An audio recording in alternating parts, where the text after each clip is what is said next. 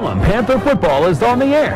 Pelham Panther Football is brought to you by Technique Automotive, Zapata Mexican Restaurant, Roderick White Chiropractic, and Joseph Chambers, your local State Farm insurance agent. Now, here's the voice of the Pelham Panthers, Justin Foster. And welcome into Golden Rule Barbecue and Grill. Homecoming week is here. A lot of festivities, a lot going on. And with that, as always, Tuesday night tradition, Panther Pulse here at Golden Rule. Brought to you by Golden Rule and Joseph Chambers, your State Farm insurance agents. And tonight, Caleb Turrentine, a little under the weather. So Mark Snow going to be sitting in with us and taking Caleb's place. So great to have Mark with us. So we have a great show coming up tonight, Mark. Soccer to go along with football. I love soccer. We love soccer, especially at Pelham. A lot of tradition there. Coach Brittany Pollard going to be joining us to talk girls soccer. Patrick McDonald joining us to talk boys soccer. Chad Leverett going to step in a little bit, tell us a little bit about an upcoming event, the Christmas parade and tree lighting, which I'm excited about that. Really looking forward to that. And as always, Coach Tom Causey joining us. How you doing, Coach? Doing okay. We'll jump right into it. A tough one on Friday, 30-27 loss to the Chelsea Hornets at Chelsea. 31-28. Well, there you go. A little bit off on me, and that tells you how busy. Yeah, no, I had forgot. 3 points. Yeah, 31-28. 3 points. Yeah, that's right. Look at that. Homecoming week right there. And, you know, give Chelsea credit. They had 2 weeks to prepare for us, and they did some things a little different. We knew they would, just didn't know what it would be. And, you know, they came out, and they're a really good football team. I talked to you guys about it last week. They're a really good football team. They were sitting at 0-4, but they had lost to their combined record of the teams they played was 18-2, and so they were really close in all those games, and you knew they were really close, and they did a good job, and they did a good job preparing for us, and they came out and they played hard, and they made a couple plays more than we made, and they won the game, but. Again, our kids never quit. We played hard. We had a chance there at the very end. And, you know, we've played in 4 weeks, we've played 192 minutes of football, and the separation in the 4 teams we played is 10 points total. Yeah. And won 2 of those and lost 2 of those. And, you know, we're playing good football teams, and we're playing good football. Just we hadn't been able to finish and give the other team credit. They made plays, and we didn't. And, they give their coaches credit. They were ready to do that. And I told the kids when the game was over, that's my fault. You know, that one was my fault because we've played in some really tough football games, and we should have found something somewhere to give our kids more of an opportunity to win. So I told them we would correct that this week. It would not be that way ever again, and we'll get it fixed. And you know, I talked to our seniors about this. That the definition of insanity, we've all heard that saying, but doing the same things over and over and over again, and expecting different results. So we changed a few things this week, and we did that after the Stanhope game to try to get a quicker start offensively, and I thought we'd done that. So hopefully these things we've changed will fix it, and we'll go get us a W Friday. In talking to the players last week, not one of them, you know, you mentioned Chelsea to them, and they would say, I know they're 0-4, but they are not 0-4. Right. Did you get the sense that anybody was overlooking it, or maybe it fallen between homecoming and the Helena game that was an issue? No, I think playing 3 ball games like we played in a row is tough mentally, and which becomes tough physically. But now we play 4, so we've got to respond this week. This game this week is huge, and anyway. I think we had a little bit of that, not a Helena hangover, but a rival game hangover right there. And Chelsea had 2 weeks to get over the one they had just come out of, and they played a 37-35 ball game with Homewood. They get to fix all that and get some rest the next week. And we're playing a 48-minute to the last second game with Helena, and then we got 4 days to get ready for them. So, and I think it helped. I definitely helped them, but I don't think that's the reason why we lost. I think I didn't do a good enough job getting us ready to play, and I'll correct that this week and get us ready to go. Offensively, they came out and really effective in all facets. Was that more attributed to them or something we were doing, or no, they've been doing that all year. I mean, they've been scoring 35, 37, 38 points every week. And they're pretty talented on their offense. They got 3 or 4 running backs that they can rotate in. They got really good receivers. The quarterback was his first start of his career was against us the year before, and he's only gotten better and better and better. And they've got 2 or 3 linemen that they asked to play both ways that are very talented guys. And they were able to do that Friday night, and they were very, very effective, and they have been all year. So it wasn't just something that happened Friday night that they all of a sudden started producing. If you go back and look at their scores, the only game they did not score 19 points or more was Helena, and it was 13-13 late, and Helena scored 2 more touchdowns, or 14-14, sorry. Late, and Helena scored 2 more touchdowns to win 27-14. But that was a really close ball game until the last 6 minutes of the game. So they've done that all year long. They're a good football team. It just happened they hadn't made the plays to win those games late. First half, I mean, Chelsea played almost flawless ball. They go in with a lead to halftime. We come out and do take the lead. Did you get the kind of feeling that being 0-4, if we did regain that lead, they may fold a little bit and get nervous? I thought we had to get a 2-score lead. We had to get a 2-score lead. We had to get a stop and follow it up with a score. And I think if we did that, I don't think they give up. I think they say, "Oh crap, here it goes again." And to their credit, they answered. They answered our score with a score. And you get in those games sometimes, and typically when we play Chelsea, that's the way it is. I know since I've been at Pelham, those games have always been high scoring. And they've always been back and forth, and they've been fairly close. Even one night they scored 64 on us. We scored 35, and we scored on the very first play of the game, an 80-yard touchdown pass. So, to me, that was the best team they've had there that night. But anyway, it's typically those games with Chelsea have always been that way since I've been here. I don't know how it has been in the past, but in the last 7 years, it's been that way. Coach, I saw a lot of positives. Even though we lost, we played hard. They never gave up, as you mentioned. But also we played for the whole game, did we not? We do. And I think that's a tribute. That's an attribute of our kids.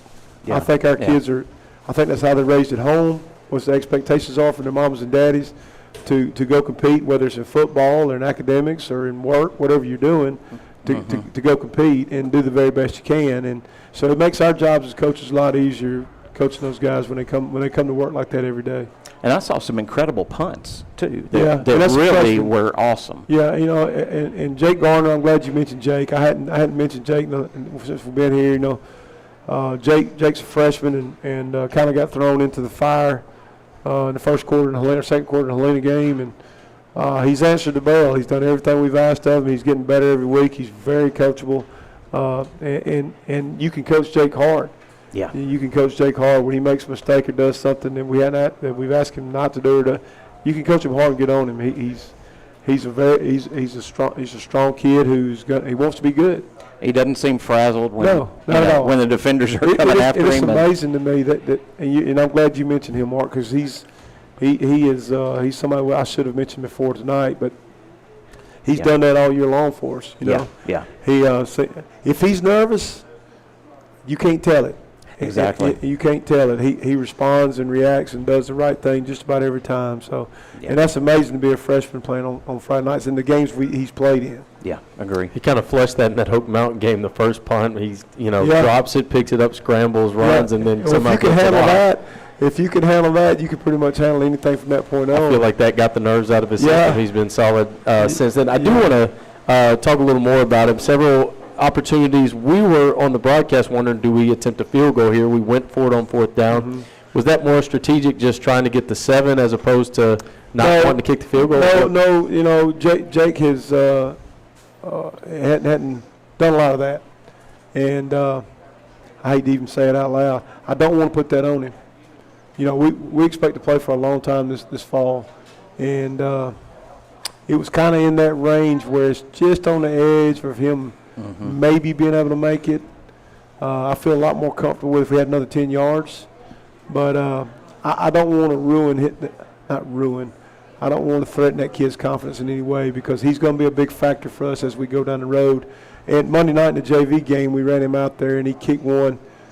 Maybe about the same distance. We don't do live kicking in JV, so there's no rush, and he drilled it. So, I told our coaches after the game last night back in the field house that was probably the best thing we could have done.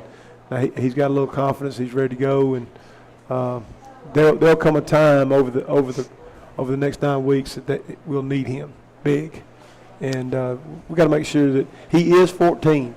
So we do have to make sure that we kind of bring him along as we go. Another guy I want to talk about, Darius Copeland. You know, he wears the number 1, and the flash is on display. But he's really come on the last couple of weeks, especially 4 touchdowns the last 2 weeks. Well, and I'll tell you something that people in the stands probably don't see with Darius. You know, he has in the last 3 or 4 weeks. He's had a lot of touches, but we use Darius a lot of times in a decoy opportunity because he is getting coverage. They were going to have 2 guys assigned to him Friday because of what they saw the week before, and you know that takes a selfless player to do that and do it full speed, and he does it, and he knows he's going to get his opportunities because in any offense really, all those guys are going to get touches, and I talked to you guys in here before about this that it's different every week who's the guy's going to get it. You know, like last week. Gaten Rella had a big touchdown catch. You know, Rella hadn't had many touches this year, but he's got 2 touchdowns, right? And so he scored against Mormon Jordan. He scored against Chelsea. But so we have to go make plays when our number's called. He's done that, but we also have to be selfless to make sure that we're not doing anything to hurt the ball getting to the guys who need to be getting it to, in that look that we're getting. In your message to the team, knowing we have a huge game Friday. I mean, and you know, I'm sorry to interrupt you. My wife got on to me last week for doing that with you, but because when you said that, really it's not about being a huge game. It is for us. We know that, but I'm not talking to our guys about that. I'm talking to our guys about fixing us. Let's take care of us, and if we go play Pelham football, the way we're capable of playing.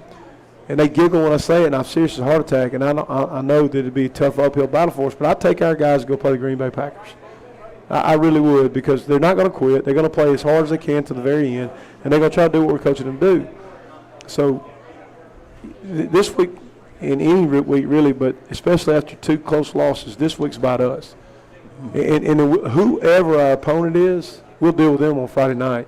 You know, we talked to them this week about today, playing the game today. Let's play the game today. Let's work today like we're playing on. And I think they did that. I think they responded today, and it was tough on them, but they responded. But really not talked about how big the game is. Talked about fixing us and us playing our brand of ball. There you go. Well, we will discuss that one coming up in a while. It is Friday. It's homecoming. It's Wetumpka, big region matchup.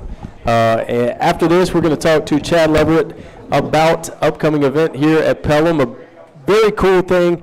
It is the Christmas parade and tree lighting. We will discuss that right after this. You're listening to the Panther Pulse on 93.3 The River. It's easy to trust a business that's got good history. Golden Rule Barbecue and Grill has been cooking up good eats since 1891, when the first Golden Rule opened up in Irondale. Golden Rule has been one of Pelham's most popular go-to spots since 1980. Whether you want a pork sandwich, slab of ribs, or a feast tailor-made for tailgating, Golden Rule is ready to serve. Good food with a good history. Golden Rule Barbecue and Grill in the Pelham Town Center, just a few doors down from Publix.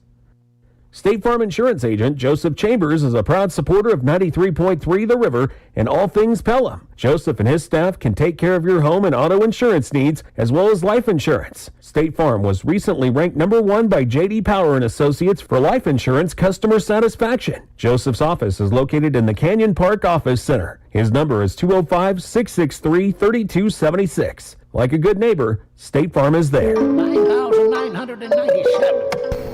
No. Suppose Thomas Edison had given up. 9,998. But his failures only led him to the next idea. 9,999. Picture Times Square, dim, Las Vegas dark, your home black. Picture no electric light. 10,000. Come on. Optimism, pass it on from the Foundation for a Better Life at values.com. Back here on the Panther Pulse at Golden Rule Barbecue and Grill, and switching gears now. It's starting to feel like fall, but we're going to talk Christmas here. Chad Leverett here to talk a little bit about the Christmas parade. Chad, how you doing? I'm doing good. Thank you for having me. Thanks for joining us. And Just tell us a little bit. I know there's a lot of new with this event. We've had the tree lighting in the past, but what can people expect from the parade and the lighting in this event? So this year's event will be on December the 11th. It'll be the first year that Pelham has ever had a Christmas parade, and it will start at 5 p.m. at night, so it will be a night parade, and it will run the route across Amphitheater Road in front of the Civic Complex, over to Highway 31, and then come up to 119 and over to State Park Road and back to the amphitheater. And so it's a 2-mile loop, and after that we're going to have the annual tree lighting, and those that have been accustomed to going inside the arena into the ice rink area, and it will be moved outdoors this year. So it's going to be a night Christmas lighting outside, and it will start approximately 6:30, and then there will be about 30-minute ceremony there, and then the Civic Complex will open up at 7 o'clock with free ice skating on both rinks this time. Usually it's just the one rink. And then the banquet hall will open up as normal with the culinary group from the high school and Santa Claus. Santa Claus. Santa Claus. Okay. Got to have Santa Claus. Got to have Santa Claus. You mentioned the culinary group, and I know there's a lot of community buy-in. I mean, how have you achieved that, and who all is going to be involved? It's really from the top down. Rick Wash and I, he sits on the city council, and he and I ran against each other. And one of the things that we wanted to do was bring a Christmas parade to the city. And so city leadership, the police chief, fire chief, city manager, mayor, everybody top down has fully supported this. All the principals from all the schools, superintendent, everybody. It's just been overwhelming, the response. Everybody is super excited. Got my son here, he's super excited, all of his friends, and so we're ready to see this first Christmas parade ever for the city. So go ahead. You know, I have lived in Pelham for a long time, and the Christmas tree lighting has always been a really special thing, but I've always missed a Christmas parade, and I was so excited when I saw the initial Facebook post, and then your mentioning of it, and we're excited to be as the River, and also with the Pelham broadcast group, Justin's broadcast students. We're going to, be streaming it online and also broadcasting on the radio. That's right. And disclaimer, I'm getting married on the 11th, so I'm not going to be there. We will be nowhere to be seen. Yes. But the kids will be there. We will be streaming it. What else can you tell us about it people need to know? We opened up the float applications recently. We're about a week and a half in, and roughly half of those are already gone. And so if people are listening or interested in having a float, I highly suggest you go to Pelham Strong's Facebook page and go to the Pelham Hometown Christmas event and get registered ASAP, because those are likely to run out fairly soon. And that's pelhamstrong.org? It's a Facebook group. Oh, a Facebook group. page. Okay, it's Facebook page. Mhm, Okay. it is. And Pelham Strong on Facebook. Pelham Strong, yep. It's got like a green background with Pelham Strong on it, and the event is within there. So Terrific. December 11th. Way to unite the community and get people out there. Anything else to add? I know you got places to be. I will say that we went with the second Saturday because of SEC football. We were talking about football earlier, so that's important. And so it'll be the second Saturday of every year going forward. And being in the South, I knew to plan a wedding, that was a great Saturday to do it as well. If you're not getting married, come to the parade, come to the tree lighting. Great event. Absolutely. Great for Pelham. Yes. Chad, That's right. Will, thanks for joining us, guys. I know y'all got Absolutely. baseball practice to get to. We're headed there now. All right. Well, when we come back, we will chat with several of the seniors from Coach Causey's Panthers. That is coming up right after this on the Panther Pulse. State Farm Insurance Agent Joseph Chambers is a proud supporter of Pelham Panther Athletics. Joseph and his staff can take care of your home and auto insurance needs as well as life insurance. State Farm was recently ranked #1 by J.D. Power & Associates for life insurance customer satisfaction. Joseph's office is located in the Canyon Park Office Center. His number, 205-663-3276. Like a good neighbor, State Farm is there. At some barbecue joints, a pork sandwich is more bread than pork. Not at Golden Rule Barbecue and Grill. Their pork sandwich is packed with so much juicy pit-cooked meat, you'll also need a fork to eat it. Big portions at a not-so-big price. That's the Golden Rule way since 1891. It's the oldest continuously running restaurant in Alabama. Pork, chicken, brisket, ribs, burgers, catfish. Our menu is as loaded as that pork sandwich. Golden Rule Barbecue and Grill. in the Pelham Town Center, just a few doors down from Publix. Right now, it's a great time for anybody ready to get some real work done in Alabama. Whether you're somebody who needs to hire, somebody who wants to get hired, or a student who wants to know how to prepare to get hired, there's a new unified force for your success and a brighter future. It's time to get to work, Alabama. Alabama works. Sponsored by Alabama Works, the ABA, and this station. Visit alabamaworks.com. Back here from Golden Rule Barbecue and Grill, joined now by three of our seniors. We have Andrew Fields, Cameron Parker, and Aaron Bice. Guys, how we doing tonight? We're doing good. You know, just got back from practice and stuff like that. So tell me this, how's practice going this week after the loss to Chelsea and big game coming up Friday? We mostly been focused on our intensity level, just getting up, getting higher, making sure that we're fully prepared for this Friday's game. I got to wonder, you know, after all of these close games in a row, how do you kind of manage the emotions up and down, 2 victories and 2 losses? We really just stayed constant for every game. Yeah. It's just like the emotional standpoint of it is just, it's a roller coaster mostly, but we just stick with our team. We just play as hard as possible in every game.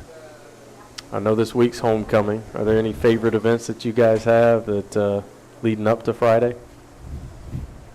Yeah, not really. All business, huh? Yeah. Yeah. So no karaoke tonight? Are we headed to karaoke after I this? might go to karaoke. Okay, what are you singing? Are you singing? No, I won't be singing. I ain't got a voice like that. Okay, just taking it all in, all right? Yeah. Big one Friday night. Wetumpka coming to town. A year ago, this was a great, entertaining game on the road that we were able to pull out. You know, what's the mindset going into this and your focus as they come in on homecoming, a lot of distractions? Just mainly to just focus on the game, focus on ourselves, and make sure we stay together no matter what, and just play as hard as we possibly can. Yeah. And sort of what, you know, half the season behind us. We're in the latter half now. What are kind of some of the team goals to close out the season, finish strong, and head into the playoffs on the right note? No more losses. Yeah. It's all wins. Yeah. All right. What are y'all's favorite parts of Friday nights and the lights? Oh, definitely the band. Okay, they're going to love to hear that. Yeah, I would say the band, but I'm not going to steal your stuff. So it's mostly just, I like the preparation for it. It's just everything that goes into Friday nights. It's exciting. Just the whole festivities. Yeah. Yeah. And, you know, any final goals to close out the career? What do you want your legacy to be with the Pelham Panthers? You want to start it off? That's a hard question. Yeah. Well, for me personally, it's just to leave the idea that I tried my best, I tried my hardest, and I try to get better every single day. And that whatever is on the field, during practice, on the game, it's just all me left out there. That's Any favorite moments in the green and gold uniform? I've only been here for 2 years. So. Well, there've been plenty of highlights. I've only been calling the games for 2 years, Yeah. and I could rattle off about 5 of them. I guess I would say my first playoff game was Pelham. Which game was that? It was last year's against Leeds Montgomery. I know we lost it, but it was just a special moment for me for getting into the playoffs since definitely. what happened the year prior. No, I know were any of y'all there at the Hartzell one? It was ice cold. I was about to say that wouldn't be a favorite. That was a tundra out there. So, you know, I know losing that game a year ago kind of motivated some guys. What would you like to do, you know, assuming knock on wood we get into the playoffs? Mm-hmm. What's sort of the goals and how does your mentality shift into that season? Well, if we get into the playoffs, the main goal is make it to the championship and win the whole thing. And the entire thing throughout is just make sure that we minimize the mistakes in everything we do, and we just keep pushing, and we just hope we get that ring. Well, gentlemen, thanks for joining us tonight, and we look forward to Friday and enjoy a little bit of homecoming. Get your focus, stay ready, but come out to the community pep rally maybe and take all that in. Coming up after this, we shift gears to soccer. Coach Brittany Pollard is here to talk about that. That is coming up right after this on the Panther Pulse. If you call yourself Golden Rule, you've created high expectations for yourself. Each day, the folks at Golden Rule Barbecue and Grill want to make your dining experience one they'd enjoy as well. That means a hello when you walk in the door, service with a smile, and delicious food made to order. Their pit-cooked barbecue is aimed to give you that homemade feeling. Golden Rule Barbecue and Grill, serving up good eats in Alabama since 1891 and ready to serve you in the Pelham Town Center, just a few doors down from Publix. State Farm Insurance Agent Joseph Chambers is a proud supporter of Pelham Panther Athletics. Joseph and his staff can take care of your home and auto insurance needs as well as life insurance. State Farm was recently ranked #1 by J.D. Power and Associates for life insurance customer satisfaction. Joseph's office is located in the Canyon Park Office Center. His number, 205-663-3276. Like a good neighbor, State Farm is there. Coach Nick Saban. Helping children is very important to Miss Terry and me. As parents, it saddens us to know that there are more than 5,000 children in foster care in Alabama. These children need loving, nurturing families to care for them. We ask you to join the team and become champions for children by opening your heart, opening your home, and becoming a foster or adoptive parent. For more information, call 1-866-4AL-KIDS. Sponsored by the Alabama Department of Human Resources, Alabama Broadcasters Association, and this station. The interstate is backed up this morning due to an accident. So you don't like sitting still on the interstate? Get the free Algo traffic app. With Algo, you'll have the information you need to avoid problems on your route, to work, to home, traffic backups, wrecks, lane closures, all with current info and live traffic camera feeds. Know before you go with Algo Traffic, ALGO Traffic, from the Alabama Department of Transportation. Get it today and arrive on time. Sponsored by ALDOT, ABA, and this station. Back here on the Panther Pulse as we switch gears to soccer and joined now by Coach Brittany Pollard. Coach, how you doing? Pretty good. How are you guys? Doing great, doing great. And, we'll just start with the off-season one where we did have, you're still in the off-season, but, summer and everything, a little more normality. Just talk about how that's been for you guys and what the thought process is as the season approaches. Well, we've just been slowly getting back into things. We've got some playing club, some that are in band, multitaskers. We got some cross-country runners and whatnot. So we're slowly getting back into it. Starting next week, we hit the weight room with Coach Payne. So that'll be a new and exciting adventure for all of the girls and just practicing each day and focusing on what our end goal is, when the season gets here. Some key veterans lost from last year. Who's kind of stepped up and what void are they having to fill? Well, we lost 5 starters, which is a lot in soccer, but we do bring back, potential starters that can start. We have 8 or 9 seniors this year, so we've got the potential. We've got the players coming back. We've got some new kids stepping up. So the seniors are going to step up and play the same roles that they played last year for us as juniors. They'll improve. They'll have to become bigger leaders. We'll have to fill our midfield roles, our back line roles. Luckily, we bring everybody back up top, and we bring back our keeper, so that's a plus. How important is that keeper? I mean, and do you have a backup for your keeper? We do have a backup, but this will be my 12th year at Pelham. This is probably the first or second year that I've brought a keeper back from the previous year. So I would say it's pretty neat. Nice to have a repeat. Absolutely. Yes. And what about, so you mentioned forwards, you've got middle folks. Yep. The rear or what I used to call them just defense. Yeah, defenders. Defenders, right. All are key positions, but I would think the middle, the front and the back are the most key, right? Right. So we bring back most of our starters from last year that played forward. We've got plenty of players that can come in and provide the support of the players that we lost. Mm-hmm. The midfield may be our most crucial spot, but I do think that we've got some new kids coming up, some new kids in the program, and some returning players that, there'll be a little difference, but I think they can step up and fill those voids quite well, actually. And then the back line, we bring back 2 starters, but we've got plenty of people waiting and waiting for their turn and their opportunity, their chance. So I'm very eager to see how it plays out. In the time you've been at Pelham, you say 12 years, how have your expectations changed as the program's grown? When I first got there, I mean, back in my day playing at Oak Mountain, Pelham was the team that nobody wanted to play because everybody was going to beat them. So having to change that mindset of the girls, we kind of started with looking the same, getting off the bus, dressed the same. I never forget I had a girl that had a pink sequin backpack. I was like, no, we're not carrying that off the bus. No, that gives us a bad look. So just starting from there and showing them that, and there's a lot to say, you play the way you feel, and when you look sharp, you play well. It's a confidence thing, especially with girls.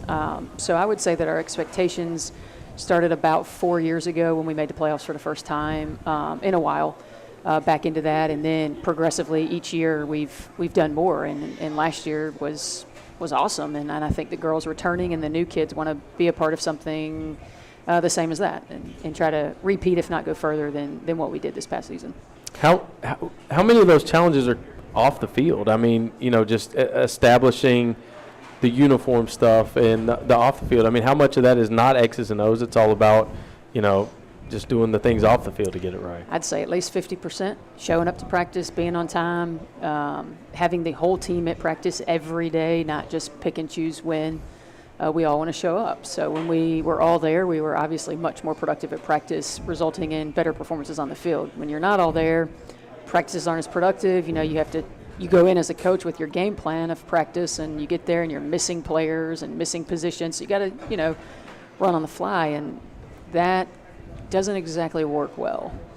I would suspect, like a lot of other sports, that the fundamentals of playing soccer are hugely important. Yes. Are you getting help from the middle school program and from maybe other school, or I guess YMCA programs? So we do have this year, for the first time in a couple years, a middle school girls team. So Okay. we'll be able to put on that team, strictly 7th and 8th graders to build those fundamentals. Kids that maybe want to try soccer for the first time or have played and whatnot. So it'll be a combination of girls that have played before and a combination of girls that have never played. Sure. Which allows us to have our JV team be a little more competitive because it's not as full, but it's with players that have played before and whatnot, and then ultimately allows our varsity team to be able to pull players from there in the event of injuries or sicknesses or whatnot. We can pull some of those players up that are getting valuable minutes below us. So if I were a parent of a team that wanted to play soccer or had been playing soccer, what are the most important fundamentals? There's a lot, I know, Right. but if you were to pin it down to a half a dozen. I would say coachability, which is crazy enough. Sure. If we can coach a kid and they listen, then we can do wonders with them. I would say your ability to dribble, passing, understanding of the game, and whatnot. The very basics that if you can start earlier than later, it becomes a little bit easier for them down the road. Sure. I know you guys have had tryouts. I think they're called evaluations now, right. which, I don't understand that. But how much of that, what are you looking for beyond skill? I know skill's there, but as far as character, leadership, and those kind of things? We look for, we kind of start from the top, like what holes do we need to fill at the varsity level, what holes do we need to fill at the JV level, and having 70 girls roughly show up for tryouts allowed us the opportunity to pretty much keep everyone that has come out. So it's going to allow us to have a varsity that's competitive, a JV that's competitive, and a middle school that's learning the fundamentals to be successful as they get older. So we look for coachability. That's probably my biggest thing. If I instruct something and it's like, yes ma'am, got it, and they go and do it, versus, work ethic or a person that's walking or just, running around chasing a butterfly or whatnot. Like, those are some things that we look for to know that, hey, maybe this isn't exactly the right spot for them. And you have, I'm sure, some people that are just great athletes, that it's just inborn. Correct. Yeah, but those sometimes probably aren't as coachable. Correct. Yep. We've got a lot of multi-sport athletes. We've got some kids in cross country. So we've got the runners. We've got the kids that can run up and down the field day in and day out. That's great. But we've also got the kids that we can coach and we can turn into something for the future. Because Sure. now we want to do what we want to do this year. We've got our game plan lined out, but we also got to think about the following year and years after that.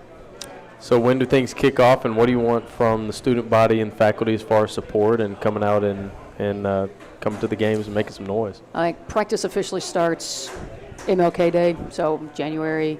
We always start typically the day after. Without school being in session, it's a little bit harder to get to get kids to the school.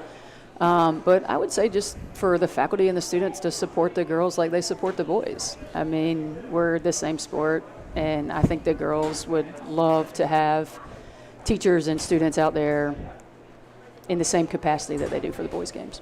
Sure. Fired up. There you have it. Coach Brittany Pollard, and be sure to support the girls' soccer team when that rolls around after Christmas. Yeah, so Coach games will Pollard. start in February. Awesome. Thanks for joining us. I appreciate it, guys. Coming up after the break, Coach Patrick McDonald is here, several of his key players for the boys soccer team. That is coming up as the Panther Pulse rolls along here from Golden Rule. Brooke Ellison is a surprising person. When I was 11 years old, I was hit by a car and no one expected me to live. She surprised people by living. I've been paralyzed from the neck down and on a ventilator since that time. And she surprised them by going to college. Tomorrow, I will graduate from Harvard. Determination. Pass it on. From the Foundation for a Better Life at Values.com. State Farm Insurance Agent Joseph Chambers is a proud supporter of Pelham Panther Athletics. Joseph and his staff can take care of your home and auto insurance needs as well as life insurance. State Farm was recently ranked #1 by J.D. Power & Associates for life insurance customer satisfaction. Joseph's office is located in the Canyon Park Office Center. His number, 205-663-3276. Like a good neighbor, State Farm is there. It's easy to trust a business that's got good history. Golden Rule Barbecue and Grill has been cooking up good eats since 1891, when the first Golden Rule opened up in Irondale. Golden Rule has been one of Pelham's most popular go-to spots since 1980. Whether you want a pork sandwich, slab of ribs, or a feast tailor-made for tailgating, Golden Rule is ready to serve. Good food with a good history. Golden Rule Barbecue and Grill in the Pelham Town Center, just a few doors down from Publix. If you're experiencing a temporary financial hardship and are struggling to pay your mortgage, we may be able to help you keep your home. Hardest Hit Alabama is a federally funded foreclosure prevention program. If you qualify, Hardest Hit Alabama can pay your mortgage payments on your behalf or provide other forms of assistance. We've helped thousands of Alabama homeowners, and we may be able to help you. Visit hardesthitalabama.com to learn more. Brought to you by Hardest Hit Alabama, the Alabama Broadcasters Association, and this station. Back here at Golden Rule Barbecue and Grill as the Panther Pulse rolls along, and we switch gears from girls soccer to boys soccer. Coach Patrick McDonald and several of his key players joining us. We have Eusebio Hernandez and Noah Lee. Guys, how we doing tonight? Great to have you on with us, and Mike should be good now. I think we're good. Coach, we'll start with you. You know, we talked with Coach Pollard about expectations and how those change. How have yours changed in your time at Pelham from when you got here to now? It's night and day. You know, the kids every single year, they expect to, you know, contend for a championship. You know, where when I came, it was, hey, do we have enough to have a team? You know, can we make it throughout the season? You know, it's different responsibilities, different roles. But at the same time, you know, the expectations are completely different, and I like it, you know, that the kids every single year, they're hungry to try to win a championship. You know, we were very close last year, a goal away from being in the championship game, and kids right away are like, Coach, we're going back. You know, we're no doubt, you know, next year it's our year. And, you know, they've really responded very well in the preseason, you know, just working out and everything, doing everything possible to put us in a position to be successful for this upcoming season. And I know, you know, you lost a ton of seniors from Absolutely. last year. Does that personnel affect those expectations, or is it something just, you know, we're going to reload and get right back to it? And you guys can add to that as well if you want to. Well, I think, you know, to be honest, it's a mix. You know, we lost some very talented seniors that were a core of our team, but we had some sophomores that stepped up last year and were very vital to our success. You know, now they're upperclassmen. Now you got players like Noah, they were captains as juniors. You know, so that says something about them. You know, they're not even a senior and they're captains, and now this is their senior year.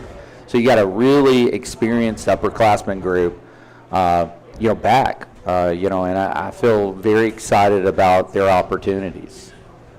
I feel like if anything, it's gives us more motivation because so many spots open up. So I feel like more of our lower classmen or still upperclassmen are just working extra hard because they know they have to fill an expectation. I mean, yeah, we usually play with each other throughout outside school, inside school. I have a lot of friends in my year, which I'm really excited to play with one more time. And, of course, my senior year as well. So I think we can achieve anything. Do you think the tradition and the success of the past couple of years kind of encourages, guys to get better and get ready for that spotlight when they do find themselves on varsity? Oh, yeah. I definitely think so because, I mean, in our locker room, we got plaques of state championships, other titles, and I feel like it just motivates everyone to be like, hey, we need to be up to that potential and make sure that we keep following the legacy of doing that. I mean, yeah, all they got to do is just focus, and they're just motivated to play. What does the trip to Huntsville mean as far as, just the experience and sort of tasting that and getting so close to a championship? I mean, the trip to Huntsville was a lot of fun, first of all. I mean, you get to bond and see each other kind of for, like, the last time. It's almost like the last game that we're going to ever, like, play together. But then, like, once we settle in and stuff, we know that we need to focus and make sure that we're on our A game to advance. I mean, yeah, like you said, we just got to focus, make sure to make it through the final, win state. And, of course, that's not how we did last year. We were just one goal away, but I feel like we can achieve it. So, is that still all disappointment for you guys? Or are you able to kind of look at the moment and say, we accomplished a whole lot, even though we fell a little bit short? Or is it a kind of a mixture of both?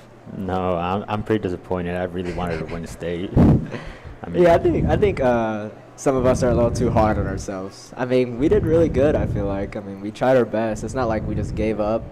But, I mean, I just feel like we're too hard, but maybe that's a good thing because it pushes us.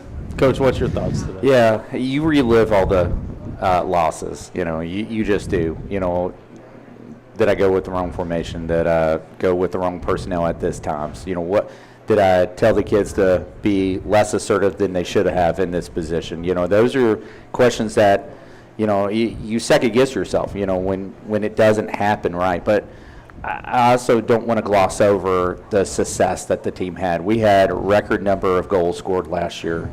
We beat Helena 3 times, and Helena was an outstanding team. I mean, that third place game, the right to go to a Final Four, one of the best crowds I've ever seen. I mean, just our student section was amazing. I mean, we had lettermen come out and help out. It was awesome. You're beating your rival on your own field in the biggest game of the year. And, I don't want to take anything away, even though it was bittersweet losing against McGill. I mean, just the victory over Helena in that situation was something to be very happy about as from a coach, seeing the kids reach their potential in such a big experience. It's such a, an important game, and to not lose their composure, that was huge because I don't think we did down the stretch coming back from spring break. We were playing our best soccer at the end of the year. I mean, we started off, we played the 6A state champs, Homewood. We tied them 1-1 coming back off spring break, and we did not lose a game the rest of the time. I mean, next game we lost was the Final Four. We just rolled off 9 straight victories. So timing, how you're playing at a certain time, that going into the playoffs, that's when you want to be the healthiest and when you want to, just hit all the right, I guess, mojo. It's when you want that mojo good is right there at the end. Right. We've seen a lot of changes. You've done a lot with the field house and a lot of promotional stuff, very cool stuff to kind of draw attention to the program, especially in Alabama where soccer, I mean, it's gaining steam and certainly, the popularity has gone up. How important is that to kind of just raise awareness and get people excited about coming to games and maybe trying out and joining the program? Well, it's the kids. You're doing it for them. You want them to be happy. I mean, you're making memories, and that's what it's about is, you want to be competitive, and you got goals, but, man, this is supposed to be fun. I mean, go have an 80s night, go have, just make it about making the best memories possible, but at the same time being successful and balancing that out where, the kids are going to give you maximum effort, but at the same time, deep down, they're loving every minute out there. Which is y'all's favorite jersey? I'm going to say I like the 80s night jersey. Okay. Yeah, I look pretty cool in it. I thought the black and gold was my favorite. I mean, it's just really solid, and we can only wear it a couple times, but it's still one of my favorite jerseys. Coach, what about you? Oh man, probably the neons. I'll say that. I think that's just a clean look. It's just something that you don't see that often. I do like the neons. I'm a little partial to those. Now, as we sort of switch gears and get ready, what are you guys doing to get ready for the season? I mean, 7th period soccer, we got workouts, and we'll have free play where we mess around, try to play some scrimmage games. And I know a lot of us outside of school are doing club soccer with different teams. Like I'm playing Hoover Vestavia. He's playing Hoover Vestavia. Other teams, Hoover, Homewood, Briarwood. I mean, we got everyone trying to do club, improving themselves. So once we get back, we'll be ready. Coach, the club aspect, does that sort of complement what you're doing? Do you ever have issues of kind of having to get people to buy back in because of the club, and what's that balance like? Well, that's why I always try to do evaluations after club. They're doing exactly what I'm asking them to do. They're getting better from the soccer aspect. We want to encourage them. If they want to run cross country, if they want to play football, absolutely A-okay. You want to support the team in the school, absolutely. I'm 100% on board. But if you're not doing those, hey, let's get better at our craft. Go play on the team, the highest level possible that you can get playing time on. And, there's a lot of good clubs out there, a lot of good positions for you to, get better from many different facet process. But I would say it's a good partnership. At times, since we're waiting to, the club season's over with, they can just focus on high school after club season. And everybody has different, times to do evaluations. There's Thompson's doing it this week. Clear did it a couple weeks ago. Oak Mountain. Everybody does it at different times. But I just feel like, hey, they're playing club soccer. They're already working their butt off 7th period. Let them go focus on that team, and then, when evaluations rolls around, we pick our team. We're ready to go, and it's all about Pelham High School. And what are you looking for in those evaluations as far as, is it more about plugging the holes or finding just good character guys? All. If you don't have the character and the resolve when adversity hits, it shows. And, for the kids that struggle with that, we try to get them to lean on some of the stronger character guys in our club, and if you don't have that, it's tough. It's tough because you're going to hit a rough spot. We hit a rough spot, guys. What game last year was probably our roughest spot? Against Chelsea. Chelsea? Yeah, about to say we didn't have the best officiating. We did not have the best performance, but we learned from it. And we didn't put ourselves in that position again, to play a team that you want to compete at the highest level, and you didn't have your best performance. But that's a growing moment. That's a part where it's teachable. And if we learn from it, we're going to be a better team overall. And I felt like this group they were able to adapt and see, hey, there's a fault here. Let's improve, and let's get better as a team. This season will be successful if fill in the blank. This season will be successful if everyone buys in.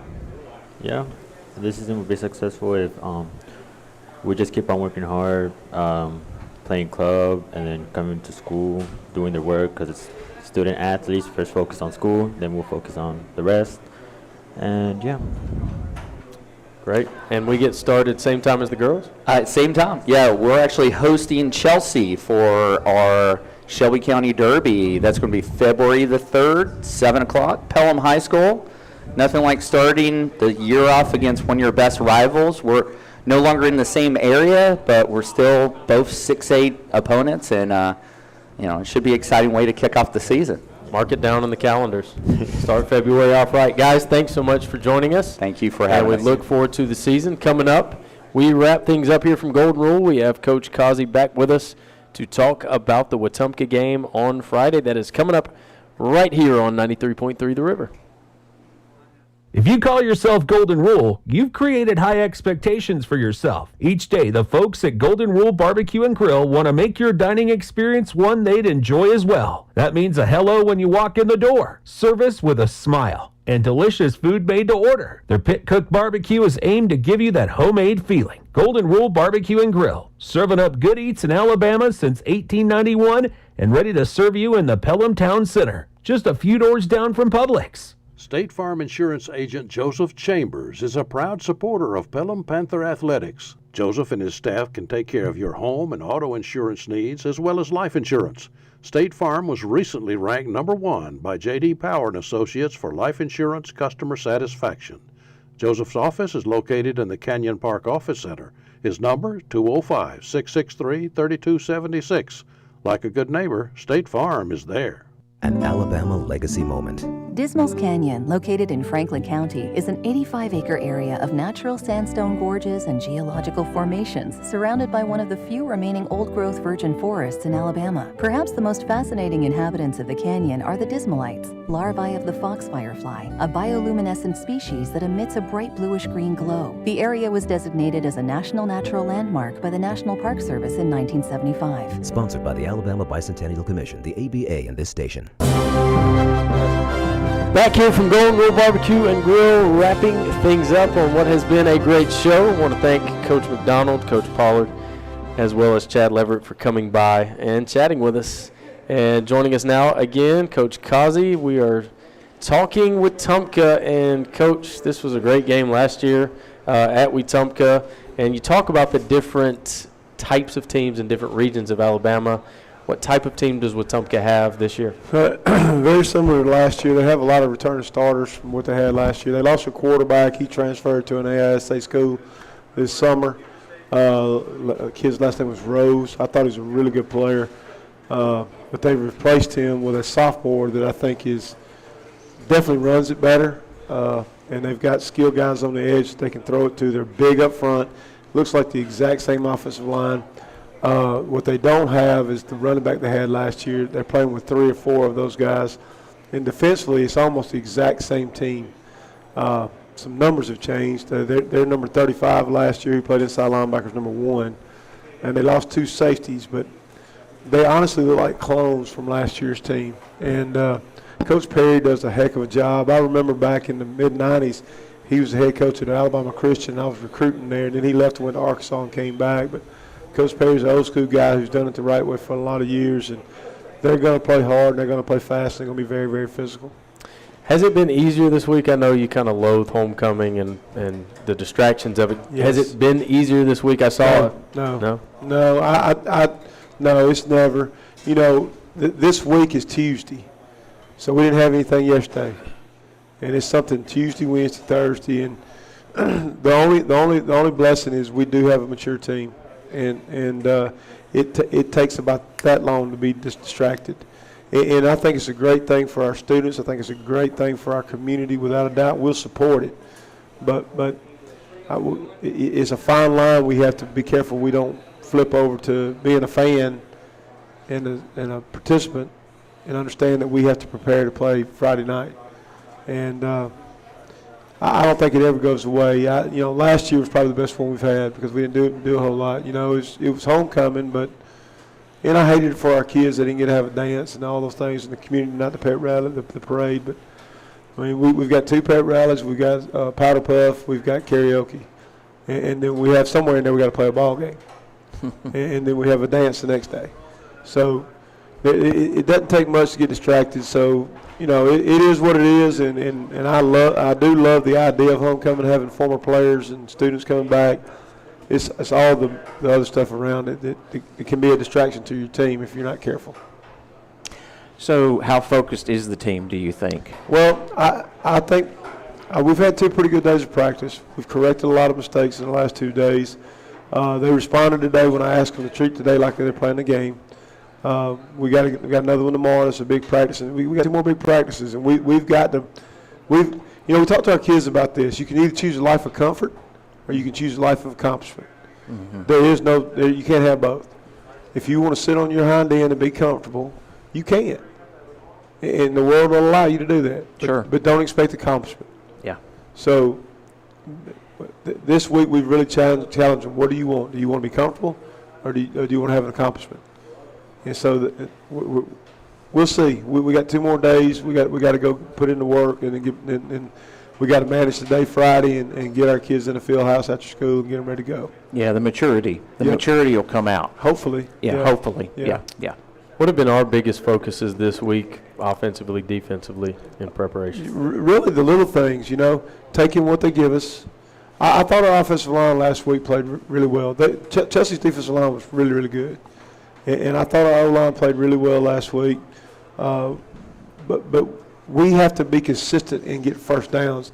Instead of going out trying to score on every play, let's go out and get 2 or 3 first downs, and then let's get the ball in position to score. We don't have to hit home runs every time we go on the field. I think a couple or 2 or 3 of our best drives this year have been the drive coming out as halftime at Stanhope, 8, 10, 12 play drive down the field, score. And then Friday night, coming out at halftime against Chelsea, we took the drive down. Now they helped us out with this little surprise on the side, gave us half a field, but we go down and score, and it was a methodical drive. And sometimes I think our kids look at a 4 or 5 yard gain and look at it and may say, that ain't what we want. Yes, it is. That's exactly what we want. Well, that helps your defense, too. Well, right? yeah, Gives them time to rest. And bless their hearts, they've played a lot of snaps in the last 4 weeks. Sure. And we've either been home run plays on offense or 3-and-out punt. And really, both of them are just as destructive to your defense. In the old days of Alabama, the grind it out. Yeah. 3 yards, 3 or 4 yards every down, but hey, it works. Well, my little brother was playing in Alabama, and he signed there in '92. He was a redshirt freshman the year they won it. And I remember everybody in the state of Alabama being just all up in arms about the offense and how bad it was at Alabama. And I was coaching at West Alabama at the time, and Coach Stallings was really good to me, and he allowed me to come meet with him, and was really, unbelievable man, unbelievable man. He still checks on my brother today. Awesome. Anyway, I said, Coach, what's your offensive philosophy? And I said, I know you catch a lot of grief. What's your offensive philosophy? He said, run 7 plays and end every drive with a kick. He said, either kick a field goal, extra point, or punt. He said, because we're going to be good enough on defense that if we do that, sooner or later we'll get a turnover, we'll set up a score, we'll have a short field. In the year they won it, 1992, they're playing Louisiana Lafayette in Legion Field. Had a great offensive lineman named Willie Rofe, who ended up being a Hall of Fame offensive lineman. They're playing him at Legion Field, and I leave the stadium that night. We were open. I left the stadium that night. The score was 10-0 Alabama in the 4th quarter with 4 minutes to go. And they end up winning the national championship. Palmer returns a punt late in the game and ends up being 17-0. But Louisiana Tech never crossed a 50. Wow. Yeah. It's hard to lose a ball game if their opponent's offense never crosses a 50. Yeah. So sometimes, in today's offense, it's really kind of grown into that kind of nobody really does that anymore, but we have to find a way to go 4 and be satisfied with it. If they're giving us home runs, let's go take it. Sure. But if it's 4, 5, 6, 3, 4, 2, 1, 5, 9, let's go do it, man. Yeah. Let's go do it. And that's what we've got to do to help our defense out Friday. This one has big, ramifications for the region race, Sure. And to have that on homecoming, a region game, is that your plan? Like, what goes into planning all that? So the schedule's done 2 years in advance, and we literally, in our region schedule, draw names out of a hat. So it's luck of the draw. And the way it worked out with our region this year, it just turned out, we knew Helena was going to be a massive crowd last week, and we didn't want to do homecoming on that. We made that senior night. Typically, the last game of the year is senior night. Last home game of the year is senior night. But we knew that crowd was going to be unbelievably crazy. And it just didn't work out. If you do it in any other home games, it's 3 home games in a row. You're not really having a homecoming if it's – so, anyway, it's just where the schedule fell out. And typically, I do have that opportunity to make that decision. And Coach Keel allows me to do that. But this year, that's about the only thing we could do, unless we did something like we did, people were doing last year during the first year of COVID, which was having homecoming the first game to make sure you got it in. Yeah, so we were a little more relaxed on that this year. But, and having a team that we had coming back, the leadership we had coming back, felt like if we were going to do it, that this is the team to do it with. Well, it should be a good one. That is Friday, homecoming. Both teams started. I did it again. Sorry, yeah, I just got the finger from my wife. Not the finger, not that one minute. It is the coach's show. I was going to say. It was index finger pointing at me. Let me clarify that. They're in the same boat we're in. They're 1-1 in the region. They've played one less region game than we have, and they've got to do the same thing, and they've got to do it on the road. So they'll have that same. This game's as big to them as it is to us, and sometimes I think we think about it only from our shoes. Well, they're in the same boat, man. So we just got to go execute and play. Should be a good one. Come out Friday, Ned Bearden Stadium, 7 o'clock. If you cannot make it, join us right here on 93.3 The River. We will have that call just before 7. We'll be on the air, and all the action kick at 7 o'clock. Coach, thanks as always. Hey, thank you guys for doing this. I want our students that are up here working on Monday nights, your guys that come up and do all this, Mark, 93.3 The River. It's been an unbelievable partnership. Golden Rule Barbecue and what they've done for our program and our fans and our students is unbelievable. So we're very grateful for all you guys and what you do. So thank you so much for what you do here. Well, we appreciate that, and shout out to Mark who stepped in tonight. Shout out to Sean Irwin on the boards, setting everything up here every week. Roy Gonzalez normally here. He's out at karaoke. I know a lot of people going out there. I got a plate of barbecue waiting for me, folks, so I'm going to go enjoy that. Have a great night. Want to thank, again, all the folks here at Golden Rule, as well as Joseph Chambers, your State Farm Insurance agent, our sponsors. Thanks to all of our guests tonight. Thanks for tuning in, listening. To all of you, from all of us here at the River, good night, and go Panthers.